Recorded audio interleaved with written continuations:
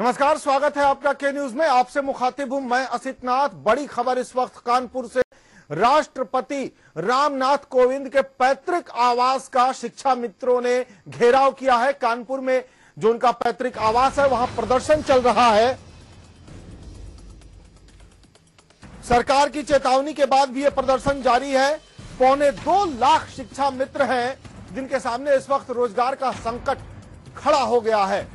नाराज शिक्षा मित्र लगातार आंदोलन कर रहे हैं और कानपुर में राष्ट्रपति रामनाथ कोविंद के आवास का, जो पैतृक आवास है उनका, वहां घेराव किया है शिक्षा मित्रों ने। प्रदर्शन चल रहा है शिक्षा मित्रों का लगातार। और अब प्रेसिडेंट के निजी आवास का घेराव किया है शिक्षा मित्रों ने। शिक्षा मित्रों के इस ऐलान के बाद राष्ट्रपति के निजी घर की सुरक्षा बढ़ा दी गई थी। बावजूद इसके शिक्षा मित्र वहां पहुंचे और उनका प्रदर्शन लगातार चल रहा है। पूरे उत्तर प्रदेश में शिक्षा मित्रों का आंदोलन तेज हो गया है। शहर दर शहर शिक्षा मित्र सड़कों पर उतर रहे हैं। लगातार 3 दिनों से शिक्षा मित्र सड़कों पर हैं। जरा ये तस्वीर पूरी तरह से दिखाइए, पूरी स्क्रीन पे दर्शकों को दिखाइए। राष्ट्रपति के घर की तरफ बढ़ते ये शिक्षा मित्र कानपुर में। राष्ट्रपति रामनाथ कोविंद का जो निजी आवास है कानपुर में, वहां कैसे शिक्षा मित्र आगे बढ़े उनके घर की तरफ, वो तस्वीरें हम आपको दिखा रहे हैं। कानपुर की तस्वीर आप देख पा रहे हैं। राष्ट्रपति रामनाथ कोविंद के निजी आवास की तरफ शिक्षा मित्र आगे बढ़ रहे हैं। हालांकि सुरक्षा बढ़ा दी गई है उस घर की। भारी तादाद में वहां पुलिस बल तैनात किया गया है। शांतिपूर्ण प्रदर्शन है, पूरी तरह से शांतिपूर्ण प्रदर्शन है शिक्षकों का ये।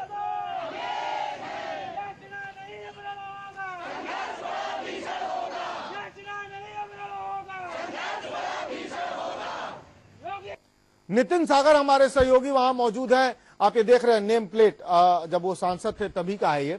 नितिन सागर हमारे सहयोगी वहां मौजूद हैं। नितिन, अभी क्या हालात है वहां?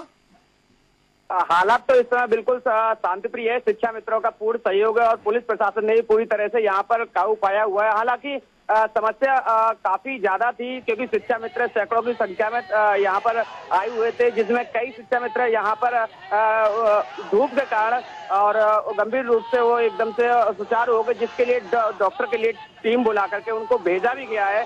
उसके बावजूद भी यहाँ पर अभी तक मामला चल रहा है और मामले को देखें तो शायद मामला पूरा रोड दोनों तरफ की उन्होंने फिलहाल जाम कर रखी है। जो राष्ट्रपति जी है, मां महिम जी है, उनके आवास से कुछ ही दूरी पर उनको रोक लिया गया है। भारी पुलिस फोर्स यहाँ पर मौके पर लगी हुई है और अभी पूर्ण रूप से समझाया जा रहा है, लेकिन शायद अभी तक शिक्षा मित्र अपनी मांगों पर अड़े हुए हैं पूरी तरह से।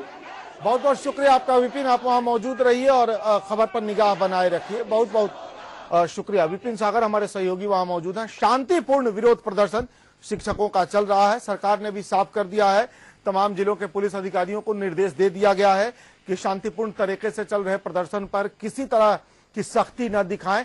लाठीचार्ज को लेकर खुद मुख्यमंत्री का निर्देश है कि लाठीचार्ज से बचे पुलिस, शिक्षकों पर लाठियां न चलाई जाए।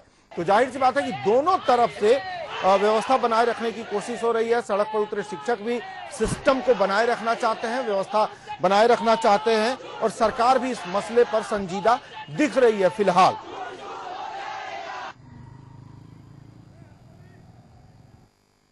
सुप्रीम कोर्ट के फैसले के बाद प्रदेश भर में, पूरे उत्तर प्रदेश में शिक्षा मित्र सड़क पर हैं। उनका प्रदर्शन चल रहा है। लगातार 5वें दिन आंदोलन चल रहा है।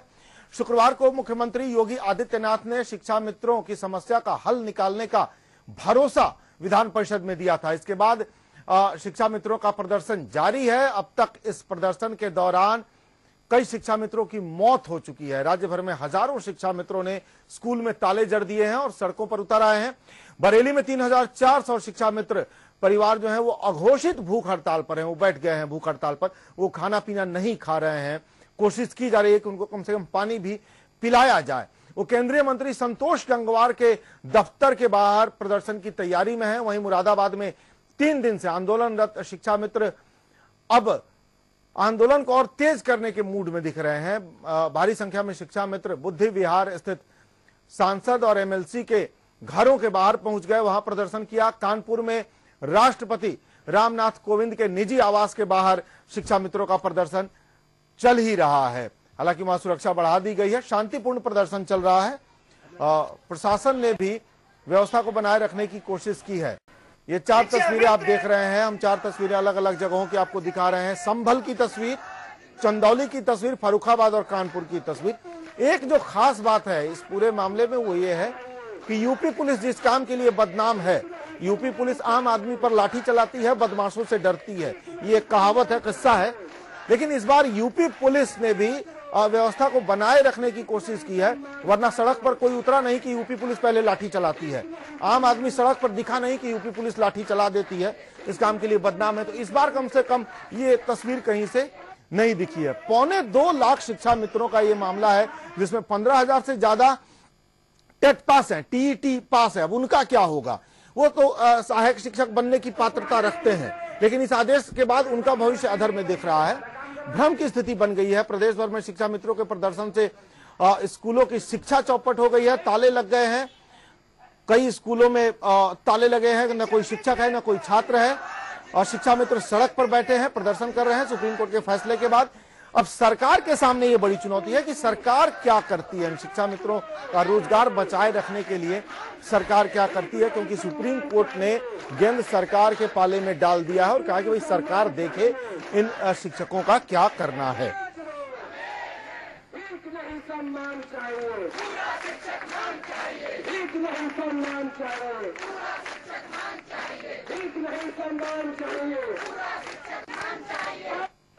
एक बात का बड़ा अफसोस हो रहा है तो पुराने सुप्रीम कोर्ट के फैसले से आहत शिक्षा मित्रों का आंदोलन लगातार जारी है। शिक्षा मित्रों का क्या कहना है, एक बार जरा सुन लेते हैं। हमारे सम्मान का हनन हुआ। आज हम अपने सम्मान की भीख को मांगने के लिए निकले हैं प्रतीकात्मक तौर पर, और हम ये आशा करते हैं इस सबका विकास सबका साथ वाली सरकार से कि जो वादे हम सभी शिक्षा मित्रों से किए थे कृपया वो याद करें और तत्काल हमारे सम्मान को भीख के तौर पर देने की कृपा करें। उत्तर प्रदेश सरकार के कान बिल्कुल बंद हैं। ये हम संदेश देना चाहते हैं माननीय मुख्यमंत्री जी को, माननीय प्रधानमंत्री जी को, कि उन्होंने बनारस में उस समय वादा किया था कि शिक्षा मित्र हमारे हैं, हम कोई भी समस्या इनको नहीं आने देंगे। आज वो अपना वादा निभाएं। हम ये चाहते हैं कि हमें जो हमारा पद और सम्मान जो खोया है वो हमें मिले। आज मोदी जी, योगी जी राजा हैं, तो हम ये चाहते हैं कि वो भी हमारे लिए कुछ नियमावली आप जानते हो, संशोधन करना आप जानते हो, मैं नहीं जानती। ये गलती आपकी है तो फिर भुगतान हम लोगों को क्यों? सड़क पे हम लोग क्यों आए हैं? या तो आप नियमावली में संशोधन करिए, नहीं तो हम अपने बच्चों समेत आत्मदाह यहीं पे करेंगे, यहीं पे मरेंगे, और इसके सारे जिम्मेदार आप होंगे और इसका भुगतान भी आप ही को करना पड़ेगा। हमारा आंदोलन बहुत ही जोरदार तरीके से और दिन दूनी रात तरक्की कर रहा है, और ये आंदोलन बिल्कुल चरम सीमा पहुंच जाएगा जब तक कि हमको हमारा पद नहीं मिल जाएगा, हमारा वेतनमान नहीं मिल जाएगा। मेरी केवल एक मांग है, हम लोगों को बाइज्जत जैसे निकाला गया है वैसे वापस किया जाए, नहीं तो हम लोग आने वाले समय में इससे बड़े उग्र आंदोलन करने के लिए बाध्य होंगे। सरकार से हम ये अपील करते हैं कि हम सभी बीएड और टीईटी पास भाइयों को जल्द से जल्द हमें नियुक्ति दें, यही हमारी मांग थी और इसके संबंध में हम लोग ज्ञापन। तो प्रदर्शन लगातार चल रहा है। आज हमारे साथ इस मसले पर चर्चा के लिए शामिल हो रहे हैं भारतीय जनता पार्टी से वीके गोस्वामी, हमारे लखनऊ स्टूडियो में मौजूद हैं। स्वागत है आपका गोस्वामी जी। समाजवादी पार्टी से अरशद आबिद जी है, बहुत बहुत स्वागत है आपका अरशद आबिद जी। विनय कुमार सिंह ये शिक्षक नेता हैं, विनय जी आपका भी स्वागत है इस कार्यक्रम में। हमारे साथ पंकज यादव हैं, आप टीटी पास हैं, आप बीटीसी ट्रेंड हैं, आप इस कार्यक्रम में शामिल हो रहे हैं कानपुर स्टूडियो से। पंकज यादव और पंकज पाल जी हैं, आप शिक्षा मित्र हैं, आप शामिल हो रहे हैं हमारे कानपुर स्टूडियो से। आप सभी लोगों का स्वागत है इस कार्यक्रम में। सबसे पहले हम आपके पास आएंगे। पंकज यादव, आप चूंकि टीटी भी हैं और आप बीटीसी भी हैं, मूल समस्या क्या है, क्यों परेशान हो गए हैं आप लोग? आज प्रदेश में प्राथमिक शिक्षा विभाग में देख रहे होंगे कई लाखों पद खाली होने के बावजूद योगी सरकार का मुख्य एजेंडा रहा है कि हम पारदर्शिता पूर्ण गुणवत्ता शिक्षा देने के लिए कहते हैं, लेकिन आज बीटीसी टेट पास 75,000 बेरोजगार युवा सड़कों पे घूम रहा है। लक्ष्मण मेला लखनऊ में धरना चल रहा है, इनका 28 जून से लगातार धरना चल रहा है, लेकिन अभी तक सरकार के लगभग 120 दिन कंप्लीट हो गए हैं। लेकिन सरकार ने 90 दिन का अपना एजेंडा कहा था कि 90 दिनों में हम सारे रिक्त पदों पे भर्तियां निकालकर शुरू करेंगे। लेकिन अभी तक योगी सरकार पता नहीं सोई हुई है क्या है कि बेरोजगार युवा टेट पास जो है वो सड़कों पे घूम रहा है। और ठीक है, वीके गोस्वामी जी आप इनका जवाब दीजिए। कह रहे भाई 90 दिन का वादा था, स्कूलों में लाखों पद खाली पड़े हैं, लाखों, 75,000 बीटीसी टेट हैं, इनकी बहाली में तो कोई दिक्कत नहीं आनी चाहिए थी, क्यों नहीं हो रही हैं नियुक्तियां? गोस्वामी जी।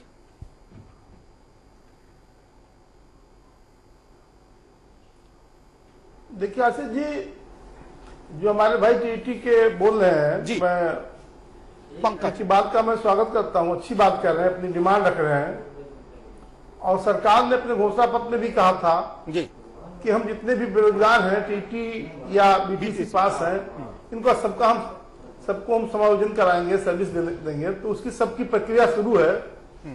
सरकार भी 120 दिन बने हुआ, और जो पिछले सरकार की स्थितियां थी, जिस तरीके से इनके कार्यकाल में जितने भी आयोग थे उसमें भ्रष्टाचार था, तो सारे आयोगों पर उन्हीं के लोग भी बैठे हुए हैं, हायर एजुकेशन में बैठे हुए हैं, माध्यमिक में बैठे हुए हैं। उन सब के बारे में सरकार विचार कर रही है। अब विचार करके तत्काल इन लोगों के बारे में, इनकी सारी समस्याओं का समाधान सरकार सर गोस्वामी जी एक बात कहना चाहूंगा कि सर आपकी सरकार बने 120 दिन हो गए हैं, और पिछली आपने देखी होगी प्राथमिक शिक्षा विभाग में 12,460 भर्ती जो चल रही थी, जो बिल्कुल मेरिट बेस भर्ती है, और सुप्रीम कोर्ट ने एकेडमिक भर्तियों को सही ठहराया है। उसमें 4 महीने से आप भर्ती पर रोक लगाए हुए हैं। और हमने योगी जी से भी कई बार मुलाकात की है, आपके सारे नेताओं से, पूरे प्रदेश भर में हमारे बीटीसी के प्रतिनिधि भाई बहनों ने सारे विधायकों, मंत्रियों और यहां तक कि डीएम बीएसए तक को ज्ञापन दिया है। अभी तक 12,460 भर्ती को ओपन नहीं किया गया है। अगर 12,460 भर्ती पहले पूरी नहीं होगी तो नई भर्तियां आप किस तरीके से निकालेंगे? बताइए। पंकज यादव जी का सवाल है गोस्वामी जी, उसके बाद हम चलेंगे उन्नाव, एक दर्शक है मिलिंद सिंह, लेकिन पहले गोस्वामी जी जवाब दे दीजिए। देखिए पंकज जी, जो आपने अपनी डिमांड रखी है, आपकी डिमांड पर भी सरकार विचार कर रही है, और आपकी डिमांड पूरे होंगे, जो भी जेन्युइन डिमांड है। और आने वाले समय में जितने भी नवयुवक हैं, आपकी तरह टीटी और बीटीसी किए हुए, उनकी भी वैकेंसी निकाली जाएगी। देखिए उनका सबका गोस्वामी जी, इनका सीधा सवाल है कि सरकार ने भर्तियां रोक क्यों रखी हैं? जब इतने पद खाली हैं तो भर्तियां रोकी क्यों गई हैं, ये पूछ रहे हैं। ये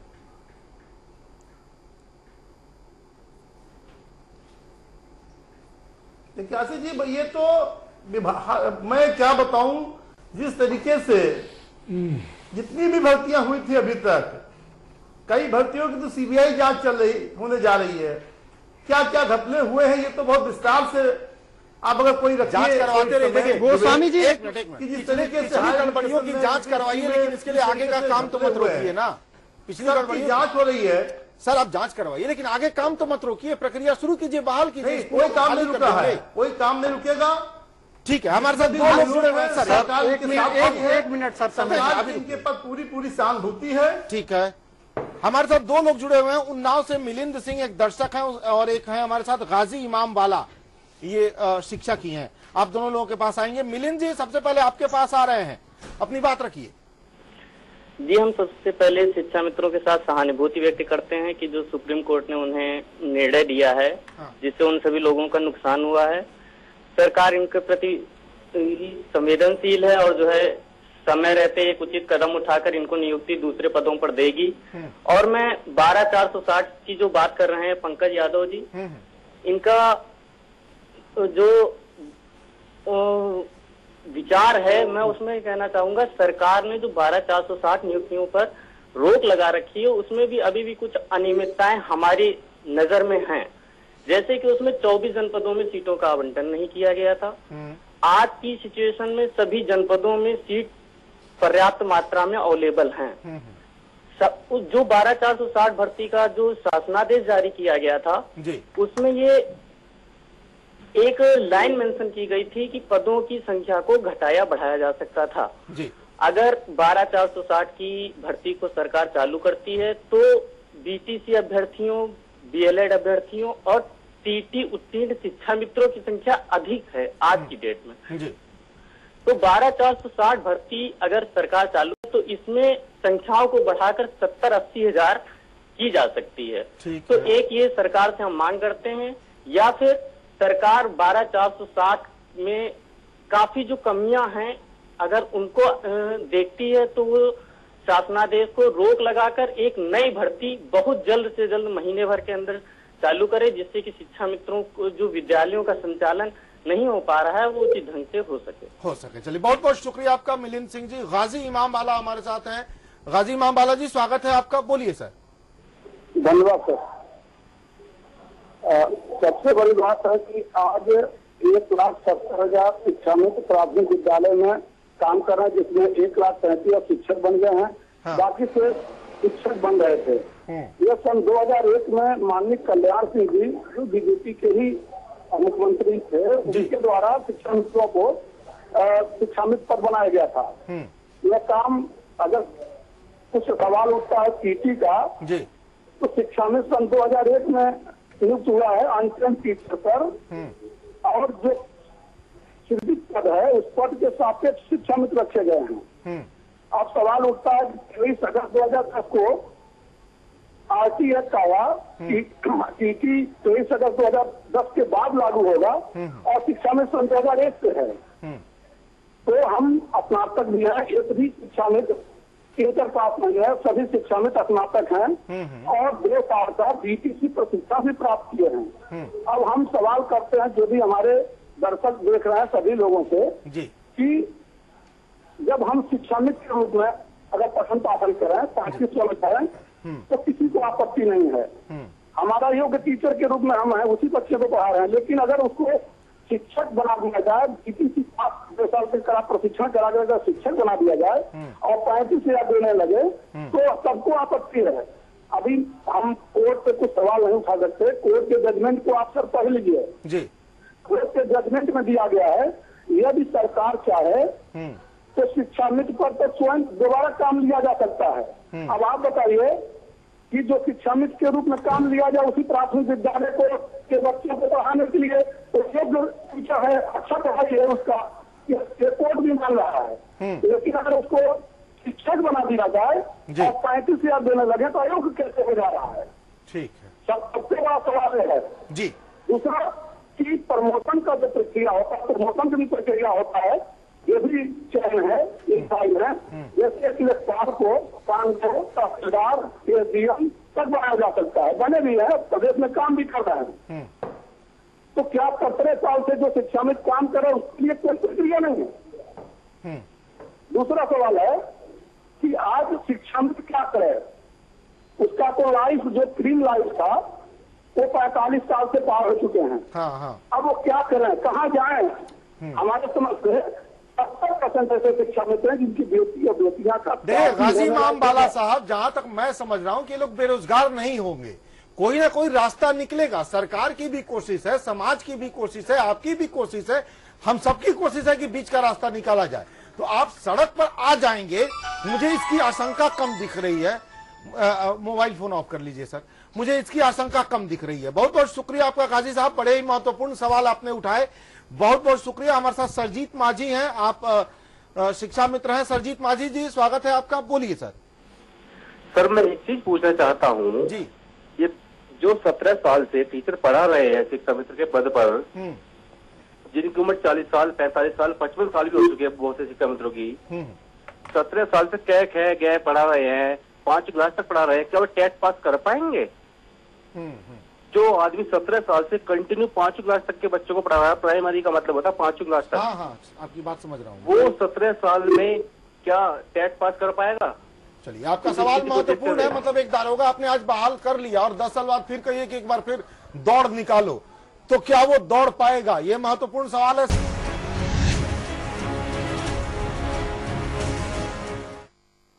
ब्रेक से वापस आ रहे हैं, आप देख रहे हैं संकट में शिक्षा अधर में भविष्य। पंकज पाल आपके पास आ रहे हैं। पंकज, क्या तकलीफ है, क्यों परेशान हो गए हैं आप लोग, बताइए। सर, जब से ये सुप्रीम कोर्ट का फैसला आया है शिक्षा मित्रों के अयोग होने का, अब जब बात अयोग की आती है तो अभी 15 साल हो गए हैं, शिक्षा मित्र कंटिन्यू पढ़ा रहा था, तब कोई प्रॉब्लम नहीं थी। शिक्षा मित्र को ज्यों ही सरकार ने प्रमोट किया, समायोजित किया, हाँ। सरकार ने जैसे ही समायोजित किया तो सभी को प्रॉब्लम होने लगी। किसको हुई प्रॉब्लम? सब बीएड वालों को हुई, बीटीसी वालों को हुई, जबकि जब शिक्षा मित्रों की नियुक्ति हुई थी सन 2000 में, तब शिक्षक पद के सापेक्ष हुई थी। समस्या ये आती है कि उस समय शिक्षक बनने की जो क्वालिफिकेशन थी वो इंटरमीडिएट थी और उसके बाद बीटीसी। लेकिन जब शिक्षा मित्र उस समय चयनित हो गया, इसके बाद में सन 2014 में सरकार ने उनको समायोजित कर दिया। जल्दी अपनी बात रखिए सर, इतना समय मत लीजिए, जल्दी जल्दी बोलिए। उसके बाद में पूरी कहानी लेके मत बैठिए, जल्दी जी। हाँ। उसके बाद में सर 3 साल पढ़ाने के बाद में उनको निकाल दिया सुप्रीम कोर्ट ने। पहले हाई कोर्ट ने निकाला, हाँ। 12 सितंबर तो निकाला ही नहीं, आपकी जानकारी अधूरी है। नहीं सर, सुप्रीम कोर्ट ने ये कहा है कि भाई अनट्रेंड लोग सहायक शिक्षक नहीं हो सकते। जी। अब सरकार देखे इनका क्या कर रहा है, निकालने के लिए तो कहा ही नहीं। इनका हम सवाल 1 मिनट में देना चाहते हैं, जल्दी से। हम सबसे पहले कहेंगे कि माननीय सुप्रीम कोर्ट जो न्याय का मंदिर है, हाँ। उसके फैसले को हम सभी को, पूरे भारतवर्ष को न्याय के मंदिर के फैसले को सम्मान करना चाहिए। सबको सम्मान करना। आज देख रहे होंगे शिक्षा मित्र रोडों पे उग्र प्रदर्शन कर रहे हैं। सर, ये उग्र प्रदर्शन करने से क्या फायदा होगा? अपनी बात को जायज तरीके से रखिए। बीएड और बीटीसी टेट पास लोग बेरोजगार युवा है, जिनके माँ बाप ने कुछ सपने होते हैं। टेट पास अगर अच्छे से बच्चों को पढ़ाना लिखाना है, अच्छे से बच्चे का भविष्य अगर बनाया है, उसको जॉब नहीं मिलती है तो वो कहाँ पे जाएगा? बोलने दीजिए, आपकी बात। शिक्षा मित्र 15 साल जब नौकरी कर रहा था, हाँ। जब प्रदेश में बीटीसी भी नहीं अवेलेबल था, न बीएड अवेलेबल था, उस समय शिक्षा मित्र ने अपना जो स्वर्णिम समय होता है वो इस बेसिक शिक्षा परिषद को दिया। इसके बाद में जब वो सहायक शिक्षक बन गया, हाँ। तब सबको आपत्ति होने लगी। आपकी बात भी आ गई। हमारे साथ 2 लोग जुड़े हुए हैं, दीपक कुमार दीक्षित हैं हरदोई से, साथ में हमारे साथ बालेश्वर त्यागी जी जुड़ गए हैं, पूर्व शिक्षा मंत्री। इन्हीं के दौर में शिक्षा मित्र रखे गए थे और जहां तक मुझे याद है तब बालेश्वर त्यागी ने, मुख्यमंत्री कल्याण सिंह जी थे, उन पर आपत्ति जताई थी कि ऐसे मत कीजिए, ये गैर कानूनी तरीका है, कल को मसला फंस जाएगा। बावजूद इसके शिक्षा मित्र रखे गए। बाद में बालेश्वर त्यागी ने ये बातें भी कही कि राजनीतिक नियुक्तियां हो रही हैं सिर्फ वोट बैंक बनाने के लिए। वही बालेश्वर त्यागी हमारे साथ फोन लाइन पर जुड़े हुए हैं। दीपक कुमार दीक्षित है हरदोई से। दीपक जी जल्दी अपनी बात रखिए, फिर हम बालेश्वर जी के पास जाएंगे। हेलो सर, मैं दीपक कुमार दीक्षित बोल रहा हूँ हरदोई से। जल्दी अपनी बात रखिए सर। सर मैंने बीएड टीईटी 2011 में किया था और 6 साल से संघर्ष कर रहा हूँ बराबर। मैं केवल सिर्फ ये चाहता हूँ कि जो 72,825 की भर्ती टीईटी मेरिट से हुई है उसकी सीबीआई जांच होनी चाहिए। उसमें 20,000 लड़के फर्जी हैं। जी सर, मैं ये चाहता हूँ योगी सरकार से, मैं बहुत सम्मान योगी जी का, मैं ये चाहता हूँ इस भर्ती की सीबीआई जांच होनी चाहिए, इसमें बहुत से लड़के फंसे हैं। बहुत बहुत शुक्रिया आपका। बालेश्वर त्यागी जी आपके पास आ रहे हैं। बालेश्वर त्यागी जी, अब ये विवाद उलझता जा रहा है। जो ये लोग हैं बीटीसी टेट, ये कह रहे हैं इनको हटाइए, सुप्रीम कोर्ट का फैसला सही है, हमें बहाल कीजिए। ये कह रहे हैं हमने अपने जीवन के 10, 12, 15 साल इस काम में लगा दिए, अब हम कहाँ जाएं? त्यागी जी, बात ये है कि सर्वोच्च न्यायालय ने जो निर्णय दिया है जी, जिसको अब शिक्षा मित्र ये नहीं कह सकते हमारे साथ अन्याय हुआ है जी, क्योंकि सर्वोच्च अदालत ने जो फैसला दिया है, हाँ, वो न्याय ने किया है। अब वो मेरिट पर न्याय है, तो आप उसके खिलाफ आंदोलन चलाने का कोई औचित्य नहीं है जी, क्योंकि इसका केवल शिक्षा मित्रों का सवाल नहीं है। सवाल ये भी है कि 2 करोड़ बच्चे जो सरकारी स्कूलों में पढ़ते हैं जी, और खास तौर से अनुसूचित अल्पसंख्यक और गरीब वर्ग के बच्चे हैं जी, क्या उनको क्वालिटी एजुकेशन का अधिकार नहीं है जी? तो इसलिए, और फिर उस स्थिति में जब सरकार के मुख्यमंत्री ने ये कहा है कि हमें सहानुभूति है और हम कोई रास्ता निकालने का प्रयास करेंगे जी, उस स्थिति में आंदोलन चलाना, हल्ला बोलना, धर्म परिवर्तन की धमकी देना, आत्मदाह की धमकी देना, रास्ते रोकना, तो ये तो बिल्कुल एकदम प्रदेश को अराजकता में झोंकने की बात है। ये तो किसी भी तरह से इसका कोई और चिंता नहीं है। चलिए, बहुत बहुत शुक्रिया आपका। बालेश्वर त्यागी पूर्व शिक्षा मंत्री हमारे साथ थे। इन्हीं के दौर में ये नियुक्तियां हुई थी और तब इन्होंने ऑब्जेक्ट भी किया था और बाद में कहा भी था कि ये राजनीतिक नियुक्तियां हैं, एक न एक दिन बखेड़ा खड़ा हो जाएगा इस मसले पर। अब हम आएंगे, विनय कुमार सिंह जी हैं, आप शिक्षक नेता हैं, प्रदेश अध्यक्ष हैं प्राथमिक शिक्षक प्रशिक्षक स्नातक एसोसिएशन। बड़ा लंबा चौड़ा नाम है सर, इस एसोसिएशन का नाम थोड़ा छोटा कीजिए, बहुत लंबा नाम है। विनय कुमार सिंह जी, जो मौजूदा समस्या है इसमें रास्ता क्या निकाला जाए? पट्टी पे सर आपका गलत चल रहा। जी जी हाँ, क्या रास्ता निकाला जाए बताइए सर। एक तो पहली बात मैं कहूंगा, जो हमारा पट्टी पे जो नाम चल रहा है वो शिक्षा मित्र नेता दिया हुआ है, उसको थोड़ा सही करा दीजिए, कंफ्यूजन होगा। हाँ। दूसरी बात, थोड़ी सी बात मैं बताऊंगा आपको इस विषय पे कि जब शिक्षा मित्रों की नियुक्ति हुई थी, इनका कार्यक्रम चल रहा था, इंटर पास थे, कुछ ग्रेजुएट थे, कुछ ज्यादा क्वालिफाइड थे। इसमें हम आज इनके साथ जो हुआ है भाई, वो तो माननीय उच्चतम न्यायालय का निर्णय है, उस पर कोई कटाक्ष भी नहीं किया जा सकता है, मैं उसका सम्मान करता हूं। जो हुआ है गलत हुआ है, क्योंकि कारण क्या है कि इन लोगों ने काफी बड़ा सपना देखा था, अब हम परमानेंट हो गए, हम ये करेंगे। बहुत लोगों ने बड़ी बड़ी गाड़ियां, किसी ने मकान, किसी ने लोन, किसी ने, ये सारी बातें थी। अब इसमें आप इसकी गहराई पे जाइए कि पहले क्या होता था कि इनको 10% का कोटा दिया जाता था। जब विशेष बीटीसी की नियुक्तियां होती थी या कोई नियुक्ति होती थी तो 10% कोटा दिया जाता था। धीरे धीरे जितने क्वालिफाइड होते थे वो धीरे धीरे सब समायोजित होते चले जा रहे थे। पिछली जो गवर्नमेंट थी उसमें माननीय राम गोविंद चौधरी ने, जब इनके शिक्षक नेता गए उनके पास, तो उन्होंने कहा कि जब उन्होंने कहा हमारा मानदेय 7,000 कर दिए, 8,000 कर दिए, तो उन्होंने कहा भाई आपका मानदेय 7-8,000 नहीं, मैं आपको तो सहायक शिक्षक बनाने जा रहा हूं। तो सीधे उनको ख्वाब दिखाया कि आपको सहायक शिक्षक बनाने जा रहा हूं, जबकि हकीकत यह है कि इस आजाद हिंदुस्तान में पहली बार RTE लागू हुआ, राइट टू एजुकेशन, जिसमें बगैर टेट क्वालिफाई किए हुए कोई भी टीचर परमानेंट टीचर नहीं बन सकता। ये सारी बात सरकार को मालूम थी, उसके आला अधिकारियों को मालूम थी, सबको पता थी। इन्हीं शिक्षा मित्रों के एक शिक्षक नेता को एक बात राम गोविंद चौधरी ने बहुत अच्छी कही थी कि भाई आप लोग टेट क्वालिफाई आप लोग करा देता हूं, उसमें थोड़ा ढील दे दूंगा, ज्यादा से ज्यादा लोग सिलेक्ट हो जाओगे।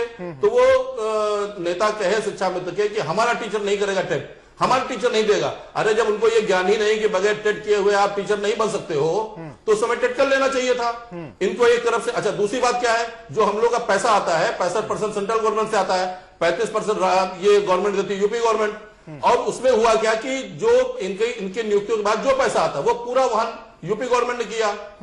हकीकत क्या है कि इनको भाई जो इनके साथ स्थितियां वो ठीक नहीं है। सब लोगों ने देखा था, कोई हर आदमी जानता था कि हमारे पक्ष में निर्णय होगा, मगर जो भी न्यायालय है वो निर्णय सच्चाई पे ही देता है, किसी कहने पे नहीं देता। और जो इनका उग्र आंदोलन है, ये उग्र आंदोलन ये सरकार के खिलाफ नहीं कर रहे हैं, ये माननीय उच्च न्यायालय के खिलाफ कर रहे हैं। इनको ये नहीं करना चाहिए। भाई हर व्यक्ति को है कि वो आंदोलन करे, अपनी बात ऊपर तक पहुंचाए, मगर ये आंदोलन हो रहा है इसके आप गहराई पर जाए तो निर्णय किसने दिया? सुप्रीम कोर्ट ने। तो जो आंदोलन हो रहा है सुप्रीम कोर्ट के खिलाफ हो रहा है, नहीं, क्यों मानना चाहिए?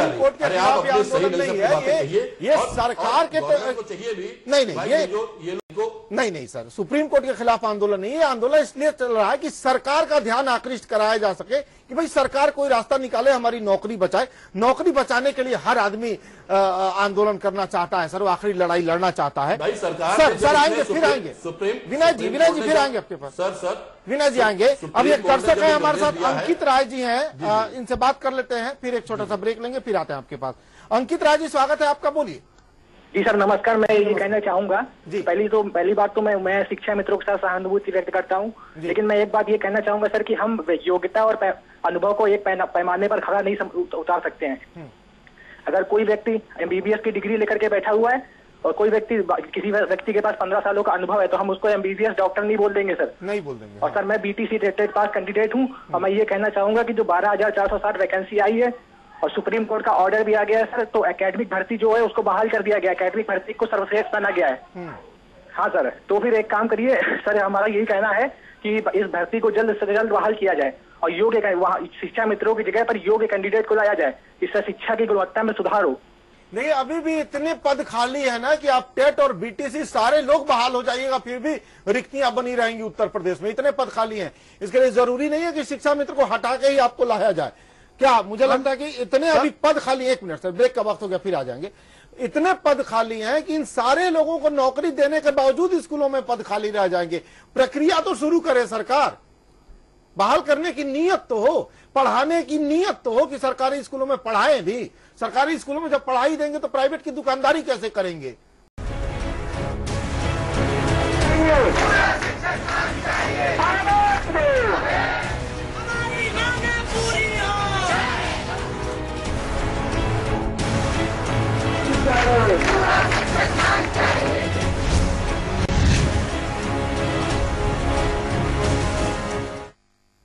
ब्रेक से वापस आ रहे हैं, आप देख रहे हैं संकट में शिक्षा, अधर में भविष्य। अरुण पाठक एमएलसी हमारे साथ फोन लाइन पर जुड़े हुए हैं। बहुत बहुत स्वागत है आपका अरुण जी इस कार्यक्रम में। सर, एक बड़ा मसला उठा है, जो बीटीसी हैं, ट्रेंड लोग या जो टीईटी हैं, इनका कहना है कि भाई हम ट्रेनिंग लेके बेरोजगार बैठे हैं, हमें नौकरी नहीं दी जा रही है, अनट्रेंड को नौकरी दे दी। अनट्रेंड पर पूरी बहस आप लोग कर रहे हो, हम ट्रेंड लोगों की कोई चिंता ही नहीं कर रहा, सालों से सड़क पर धूल फांक रहे हैं। अरुण पाठक जी। हेलो, हाँ, आप सुन पा रहे हैं अरुण जी? हाँ, मेरी आवाज, आपकी आवाज आ रही है? आ रही है, बोलिए सर। हाँ, अभी जो शिक्षा मित्र हमारे जिनके लिए आदेश आया है कोर्ट का जी, इनके लिए सरकार न्याय और विधि सम्मत जो सोल्यूशन हो सकता है उसको निकालने का प्रयास की जा रही है। और आगे जो टीटी पास हमारे भाई और बहन हैं, इनकी कोई लड़ाई सीधे शिक्षा मित्रों से या शिक्षा मित्रों की इससे कतई नहीं है जी। इसलिए सरकार में ऐसा प्रदर्शित किया गया कि शिक्षा मित्र टीटी वालों के विरोधी और टीटी। देखिए, हमारा सवाल ये नहीं था अरुण जी, हमारा सवाल ये था कि जो ट्रेंड है बीटीसी और टेट, ये बेरोजगार हैं, सालों से धरना प्रदर्शन कर रहे हैं, लाखों पद रिक्त हैं, इनकी नियुक्तियां क्यों नहीं हो रही? हाँ, मैं ये कह सकता हूँ कि ये जो वर्तमान में सरकार है, ये न्याय और विधि सम्मत हर प्रकार से ऐसी नियुक्तियों के लिए प्रयास करेगी जो कोर्ट में ना जाना पड़े। मेरा मानना है कि पिछली सरकार ने इस प्रकार की अनियमितताएं की थी, इस प्रकार की कमियां छोड़ी थी कि लगभग सभी नियुक्तियों के लिए कोर्ट में लोगों को जाना पड़ा और एक भी नियुक्ति नहीं हो पाई, जिसमें हमारे शिक्षा मित्रों का भी एक केस है। शायद वर्तमान सरकार यदि प्रिकॉशन लेती और अच्छे प्रकार से चीजों को समझती तो आज जो ये समस्या शिक्षा मित्र भाई बहनों की आई शायद ये ना होती जी। मेरा ये निवेदन है, मेरा ये कहना भी है मेरे भाई कि हमारे जो भी भाई इसको पूरा शालीनता पूर्वक और बिना किसी आंदोलन के इंतजार करें। सरकार टीटी वालों के लिए भी और शिक्षा मित्रों के लिए एक अच्छी योजना लेकर आएगी जिससे कि शायद सभी को राहत महसूस हो। बहुत बहुत शुक्रिया आपका अरुण कुमार पाठक जी, हमारे साथ जुड़े हुए थे। आप एमएलसी हैं भारतीय जनता पार्टी के। सुदर्शन सिंह एक शिक्षा मित्र हमारे साथ जुड़े हुए हैं। हमारे साथ गगन कश्यप भी जुड़ गए हैं, आप शिक्षक नेता हैं हमारे कानपुर स्टूडियो में। स्वागत है आपका। सुदर्शन सिंह जी स्वागत है, जल्दी से अपनी बात रखिए सर। जी सर, नमस्कार सर। जी नमस्कार सर। सरकार ने जो अपना पक्ष सुप्रीम कोर्ट के माध्यम से रखा था, हमारी समझ में थोड़ा सा इसका सही ढंग से पैरवी नहीं कर पाए जी। और हम लोगों ने सर 16 सालों से काम किया, जो बहुत कम समय में 2250 रुपए से कर रहे थे। आज जब सर 35,000 पाया तब सर इन लोगों को अच्छा नहीं लगा, इसलिए आज हमको सड़कों पर लाया जा रहा है। तो हम लोग ये न्याय की लड़ाई लड़ना चाहते हैं कि हम लोगों की नौकरी मजबूत बने रहे, बेशक कोई न कोई पद दिया जाए। देखिए, सब लोग इसी कोशिश में लगे हुए हैं, कोई नहीं कह रहा है कि आपको हटा दिया जाए, ये भी नहीं कह रहे हैं जो बीटीसी ट्रेंड है, कहाँ कह रहे हैं कि हटा दिया जाए, ये भी कह रहे हैं कि भाई जो पद रिक्त है वहां तो हम ट्रेंड लोगों को बहाल कर दो, यही बात तो ये भी कह रहे हैं। अरशद आबिद जी से आएंगे, बस और लोगों को भी बोल लेने दीजिए ना, बाकी लोग भी हैं, सिर्फ आप ही बोलिएगा क्या।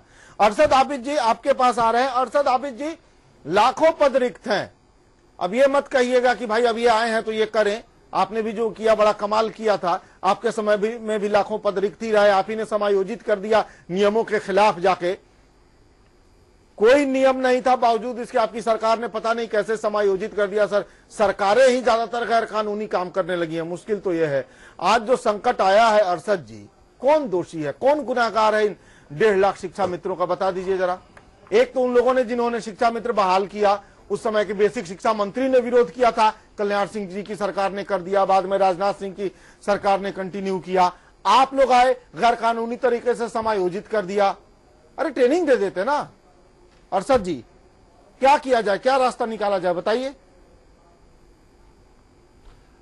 देखिए असित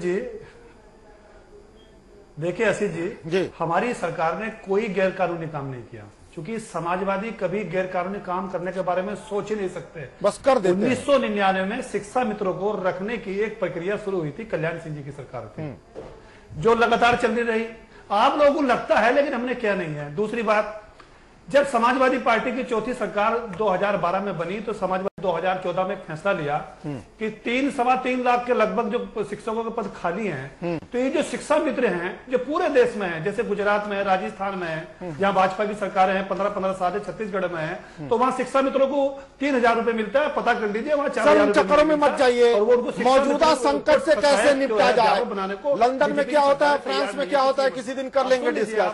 मौजूदा संकट जो यूपी में है इससे कैसे निपटा जाए। 3 लाख शिक्षकों की, हाँ आशीष जी सुन लीजिए, हमारी सरकार ने 3.25 लाख पद जो खाली थे उनको देखते हुए 1,76,000 के लगभग शिक्षा मित्रों को सहायक अध्यापक बनाने का फैसला किया। सुप्रीम कोर्ट ने कह दिया कानूनी था आपका वो काम। हमने 3,500 से 35,000 रुपए तक जो सुप्रीम कोर्ट ने कह दिया आपका सरकार सत्ता में आने से पहले ही आपने शिक्षा मित्रों के खिलाफ एक माहौल बनाने में जो कामयाब हो गई थी।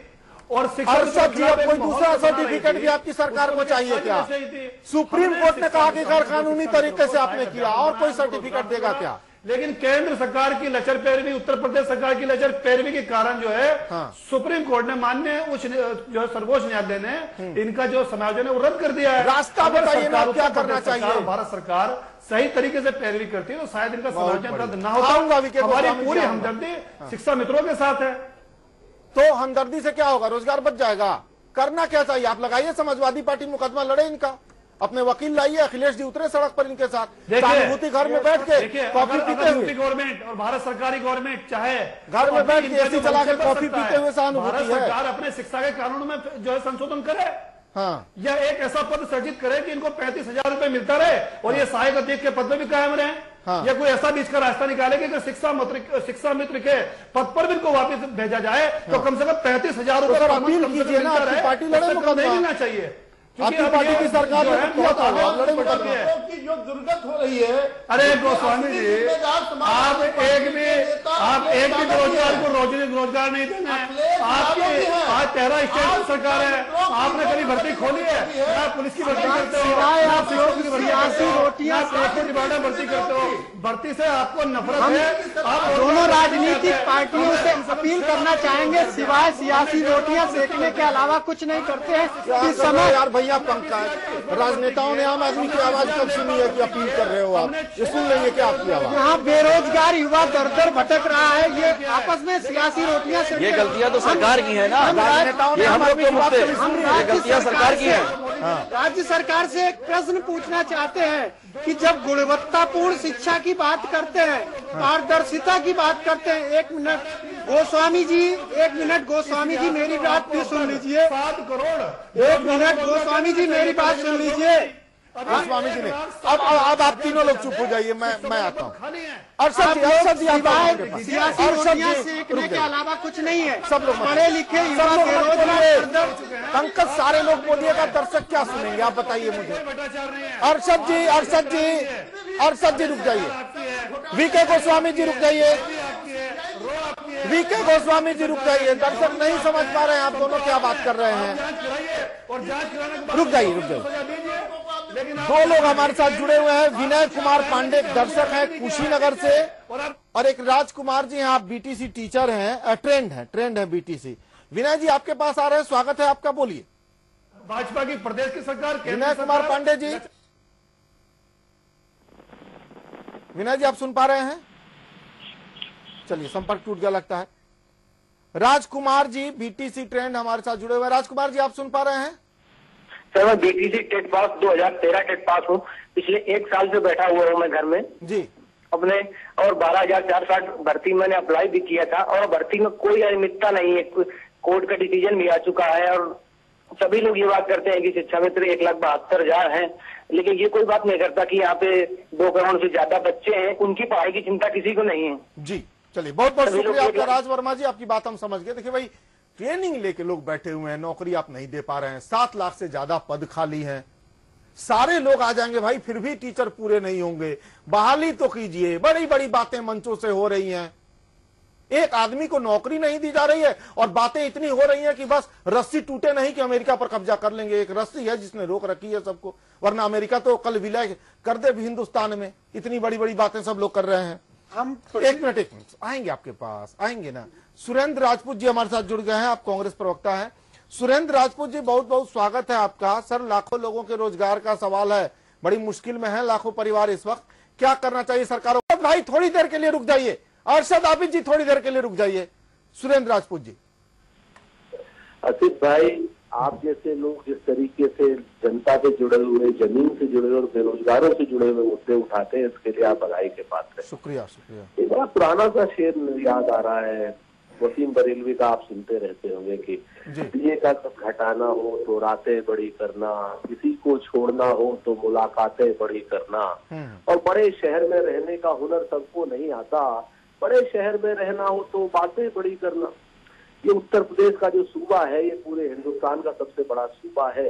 यहाँ पे बड़ी बड़ी बातें करके जुमलेबाज लोग सत्ता पर काबिज हो गए, पहले देश पर, प्रदेश पर। रोजगार के नाम पर अगर इन्होंने एक ठीकरा भी फोड़ा हो तो आपके सामने है, और जो पद ऑलरेडी खाली है, पिछली सरकारों से खाली होकर के आए हैं, आज की डेट में अगर उस पर ही रोजगार दे दें तो निश्चित तौर पर लगभग 7 से 8 लाख लोगों को रोजगार मिल जाए। सिर्फ शिक्षा विभाग अपने तरक्की पर चले। शिक्षा विभाग की तो मैं कह ही रहा हूँ, शिक्षा विभाग है, साथ पुलिस विभाग है, अभियोजन विभाग है, किस किस पर। लेकिन ये सबसे बड़ी बात है कि ये लोग न करना चाहते हैं, न करने देना चाहते हैं, क्योंकि अगर ये कर देंगे तो लोग मूल मुद्दों पर आएंगे। ये तो हिंदू मुसलमान, गाय भैंस, बकरी के मुद्दों को लेकर के बात करनी है, इन्हें मूल मुद्दों पर बात नहीं करनी है। चलिए, बहुत बहुत शुक्रिया आपका। सुरेंद्र राजपूत, प्रवक्ता कांग्रेस, हमारे साथ थे, बहुत बहुत शुक्रिया।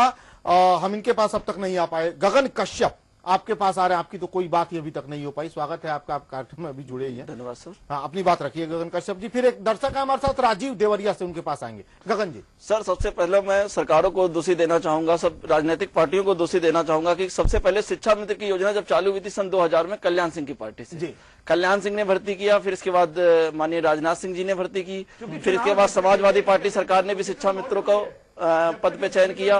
बहुजन समाजवादी पार्टी, सुन तो लीजिए, लगातार आप बोल रहे हैं। बहुजन समाजवादी पार्टी ने भी शिक्षा मित्रों पे चयन किया, फिर ट्रेनिंग चालू हुई। ट्रेनिंग के लिए देखिए, आरटी एक्ट जब लागू हुआ था, अगर आपको शिक्षा मित्र इतने अयोग्य लग रहे थे तो उस समय आप हमारी ट्रेनिंग ही ना कराते, उस समय हम लोगों को नौकरी से निकाल देते। 2006-7 में लोग, जो हमारा ये 15 साल का समय बर्बाद हुआ है, इसका जिम्मेदार कौन है? हम लोग जिम्मेदार हैं। 15 साल बाद हम लोग कहा, उस समय कुछ ऐसे युवा थे जो 20 साल, 22 साल, 23 साल वो पुलिस में, आर्मी में या कोई भी रोजगार कर सकते थे, कोई भी बिजनेस कर सकते थे, तो आज उनको सामने रोजी रोटी की संकट तो ना होता।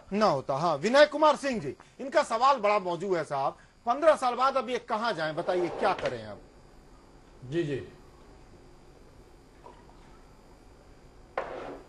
नहीं सर, ये बात तो है ही है कि जो हुआ है माननीय उच्च न्यायालय का फैसले, उसमें तो कोई कुछ नहीं कह सकता, मगर मौजूदा सरकार को करना चाहिए, क्योंकि जो कोर्ट का निर्णय हुआ है उसमें कहा गया है कि यदि सरकार चाहे, यदि यूपी सरकार चाहे तो अपने स्रोतों से इनको जिस पद पे ये पहले थे उस पद पे बना सकती है। भाई, आप अगर उनके प्रति, अगर उनके परिवार को देखते हुए, उनकी स्थितियों को देखते हुए आप पुराने पर उस पे बना दीजिए। फिर जैसे मानदेय की घोषणा माननीय मुख्यमंत्री ने की है कि अब इनका मानदेय बढ़ा के 10,000 कर दिया जाएगा, भाई आप मानदेय बढ़ा दीजिए।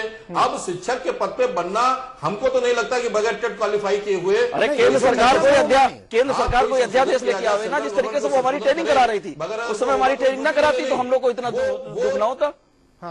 6 लाख टीचर हैं संविदा पे, पूरे देश में कार्य कर रहे हैं 6 लाख टीचर, सबको ट्रेनिंग। अभी एक कानून आया है, माननीय जावड़ेकर साहब ने कहा है कि 2019 तक जो अनट्रेन्ड टीचर है उनको ट्रेनिंग दीजिए।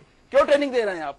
किस लिए ट्रेनिंग दे रहे हैं? घास छीलने के लिए ट्रेनिंग दे रहे हैं। 2 लाख ट्रेनिंग यूजीसी की क्यों नहीं जाती है? जो क्वालिफाइड है, उनको ही लाना चाहिए। कितने बीटीसी हर वर्ष निकल रहे हैं ट्रेनिंग करके, टेट क्वालिफाई करके, वो भी बेरोजगार पड़े हुए हैं। 2000 में गवर्नमेंट कहती है 65,000 लोग यहाँ पे एक्स्ट्रा है। ठीक है, 65,000 लोग एक्स्ट्रा। चलिए, वक्त कम है, छोटी छोटी टिप्पणी सबकी लेना चाहेंगे। वैकेंसी निकालिए। विनय जी, वक्त बहुत कम है, आऊंगा सबके पास आऊंगा बारी बारी से। वक्त कम है, सारे लोग छोटी छोटी टिप्पणी करेंगे। अरशद भाई, आपसे खास गुजारिश है, टिप्पणी बड़ी छोटी होनी चाहिए। आप शुरू हो जाते हैं तो फिर मेरे सामने बड़ी मुश्किल हो जाती है। मैं अपने अरशद भाई का टेप रिकॉर्डर कैसे बंद करूं, मैं नहीं समझ पाता हूं।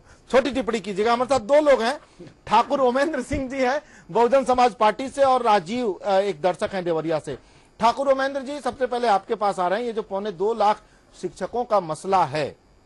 कैसे एक बीच का रास्ता निकाला जाए कि इनका रोजगार भी बचा रह जाए और जो बीटीसी टेट हमारे बेरोजगार बैठे हुए हैं उन्हें नौकरी भी मिल जाए। उमेंद्र जी। देखिए वैसा मैं ठाकुर उम्मेद सिंह बोल रहा हूँ, बसपा वरिष्ठ नेता। जी उमेद जी। आप ये देखिए कि आप इस सरकार से आशा क्या करते हो जो ढुलमुल नीति अपना करके 2.25 लाख शिक्षा मित्रों को मिली हुई को बर्बाद कर दिया। ये इनकी ढुलमुल नीति थी, इन्होंने पैरवी नहीं किया, इनकी गलतियों से, इनकी कमियों से सुप्रीम कोर्ट का ऑर्डर आया। जी सुप्रीम कोर्ट क्या करती जी वो ये जो है, ये लोग नौकरी देने के बजाय इन लोगों ने, आप इससे पहले भी देखे होंगे प्रधानमंत्री जी का बयान शुरू में कि मैं 2 करोड़ लोगों को हर साल नौकरी दूंगा। उन्होंने 7.5 करोड़ लोगों को देते देते 3.5 साल में 17.5 करोड़ लोगों को बेरोजगार कर दिया। आप इनसे कैसे आशा करते हैं? ये तो 40 साल की उम्र तक नौकरी लगने की डेट है, एज है। आप बताइए कि 50 साल में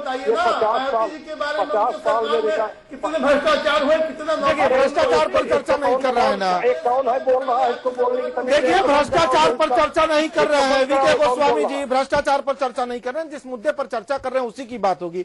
चलिए बहुत बहुत शुक्रिया उमेद जी, बहुत बहुत शुक्रिया। वीके गोस्वामी जी आपसे पूछ रहे थे भारतीय जनता पार्टी के हैं, लेकिन आज भ्रष्टाचार पर हम चर्चा भी नहीं कर रहे हैं। वक्त कम है, छोटी छोटी टिप्पणी हम सबकी बारी बारी से लेते चले। वीके गोस्वामी जी, हमने पूछा रास्ता क्या है, कैसे दोनों काम हो, हम इनकी नौकरी भी बचा ले और जो खाली पद हैं लाखों, उनमें ट्रेंड बेरोजगारों को नौकरी भी दे दें। सरकार ऐसा क्या कदम उठाए, बताइए क्या प्लानिंग है आपकी? देखिए आशीष जी, मैं जिम्मेदारी के साथ कहना चाहता हूं कि सरकार इन शिक्षा मित्रों के पद पूरी सहानुभूति है और इनके समाधान के लिए सरकार सोच रही है। ठीक, ठीक, आपका जवाब आ गया। के भाई है विनय कुमार सिंह जी, आप कोई सुझाव दीजिए छोटे शब्दों में। किया जाएगा क्योंकि 1,75,000 सर आ गया आपका जवाब। आ जाएंगे, विनय कुमार सिंह जी बेरोजगार हो जाएंगे, सरकार की पूरी संपत्ति। आप बताइए आपके पास क्या है, छोटे शब्दों में जी बताइए, कोई हल बताइए। अरे सरकार को भाई इनको करना चाहिए, सरकार को इनको जैसे कोर्ट ने भी एक रास्ता खोला है कि भाई इनको जिस पुराने पदों पे थे उस पदों पे आ जाए, उनका मानदेय जैसे मिला मानदेय मिलता रहे। जैसे जब मानदेय बढ़ाने की बात की, मानदेय इनका बढ़ता रहे धीरे धीरे। और जो डायरेक्ट भर्ती में जब 2 बार भर्ती निकाली जाएगी उसमें अप्लाई करे, जो क्वालिफाइड जो टेट क्वालिफाइड है वो जनरल लोग साथ वो सहायक शिक्षक बनते जाए। चलिए ठीक, आपकी बात आ गई। शिक्षा विभाग छोड़ के सरकार कोई दूसरे विभाग में रास्ता निकाले। आप कोई रास्ता बताइए। असित जी, समाजवादी पार्टी की पूरी हमदर्दी, पूरी सहानुभूति शिक्षा मित्रों के साथ है और जो टीईटी है, बीटीसी, उनके साथ भी है। इनका भी रोजगार सम्मान बचा रहे, सरकार ऐसा रास्ता निकाले, चाहे उसे कानून, शिक्षा के कानून में संसद ही क्यों ना, वो संशोधन ही क्यों ना करना पड़े। और जो 1,60,000 से ज्यादा आप बताइए, तो उसमें जो टीईटी है या जो उनका भी संयोजन किया जाना चाहिए, उनको भी जो है शिक्षक बना देना चाहिए। हाँ। उत्तर प्रदेश की जनता और माननीय योगी सरकार से मेरा एक सवाल है कि आप गुणवत्तापूर्ण शिक्षा करते हैं, गुणवत्तापूर्ण, लेकिन ये बनाएंगे नहीं, पारदर्शिता। भाजपा की सरकारें हैं, ये रोजगार देते नहीं है। गुणवत्तापूर्ण शिक्षा की बात करते हैं तो ये बीएड और बीटीसी टेट पास प्रशिक्षित युवा है, ये कहा जाए, इनकी बात कोई करता ही नहीं है। जब शिक्षा मित्रों के प्रति सबकी संवेदनाएं हैं, लेकिन बीटीसी टेट पास लोगों के लिए क्या किया है सरकारों ने, सिवाय बीटीसी टेट पास लोगों को ठगा है। आज मैं देश की जनता से कहता हूँ कि जब योग्य लोगों को सड़कों पे घुमाओगे, अयोग्य लोगों को शिक्षा ग्रहण करवाओगे बच्चों से, तो इस देश के भविष्य का क्या होगा, इस देश का भविष्य किधर जाएगा। गगन कश्यप, हो गई आपकी बात, पंकज जी और पंकज जी हो गई आपकी बात आ गई। चलिए हाँ, गगन कश्यप कम शब्दों में। ये सर मैं सरकार माननीय मुख्यमंत्री जी से कहना चाहूंगा कि इस समय शिक्षा मित्र जो मेरिट का चयन होगा उसमें क्वालिफाई मतलब टक्कर नहीं ले पाएगा। इसलिए नहीं ले पाएगा क्योंकि उस समय का रिजल्ट जो जाता था 35-40%, 30% रिजल्ट जाता था, और आज जो रिजल्ट जा रहा है हाई स्कूल और इंटर का 80 से 90% और लोगों के मार्क्स कितने आ रहे हैं। तो मैं माननीय मुख्यमंत्री साहब से यह कहना चाहूंगा कि अगर जो चयन की प्रक्रिया या तो सीनेटी बेस, जो बीटीसी जिस सन में हो वो सीनेटी बेस ले लें, और या तो फिर प्रत्येक सत्र में 2 या 3% वेटेज के हिसाब से हम लोगों को मुहैया करा दे और हम लोग खुली भर्ती में आने के लिए तैयार हैं। अब वक्त नहीं है, नहीं हो गई बात, भर्तियां आप निकालिए, बात हो गई खत्म। चलिए इस कार्यक्रम में फिलहाल इतना ही। कोई ना कोई रास्ता निकालना होगा, कोई ना कोई रास्ता निकालना होगा और इस तरह का रास्ता निकालना होगा कि जिन्हें आपने रोजगार दिया है उन्हें ट्रेंड कर दीजिए, उन्हें टेट बीटीसी के और मौके दीजिए, 2 से ज्यादा मौके दे सकते हैं, उनके लिए अलग सिलेबस बना के हल्के सवाल पूछ सकते हैं, लेकिन कोई एक रास्ता निकालना होगा कि उनकी नौकरी भी बची रह जाए। और जो खाली पद हैं भैया, ट्रेंड लोगों को मत बैठाइए भाई, ट्रेनिंग लेके सड़कों पर लाठियां खा रहे हैं और आपके स्कूलों में टीचर नहीं है। बहसों में इतना सीना चौड़ा करके आप लोग बात कर लेते हैं, मुझे बड़ी हैरानी होती है। सर वक्त खत्म हो गया। इस कार्यक्रम में फिलहाल इतना ही। वीके गोस्वामी जी बहुत बहुत शुक्रिया, अरशद आबिद जी आपका भी बहुत बहुत शुक्रिया, विनय कुमार जी आपका भी बहुत बहुत शुक्रिया, पंकज यादव जी बहुत बहुत शुक्रिया इस कार्यक्रम में शामिल होने के लिए। पंकज पाल जी जो बीच में चले गए थे, चूंकि गगन कश्यप जी को बैठाना था, पंकज पाल जी का भी बहुत बहुत शुक्रिया और गगन कश्यप जी आपका भी बहुत बहुत शुक्रिया। बेहतर होगा हम तमाम लोग मिलकर इन लाखों परिवारों की जिंदगी को संवारने का काम करें, इनके भविष्य को उलझाकर समाज, राष्ट्र, सरकार, शासन, प्रशासन, किसी को कुछ हासिल नहीं होना है। जिंदगियां संवार दीजिएगा, बहुत कुछ हासिल कर लीजिएगा। नमस्कार।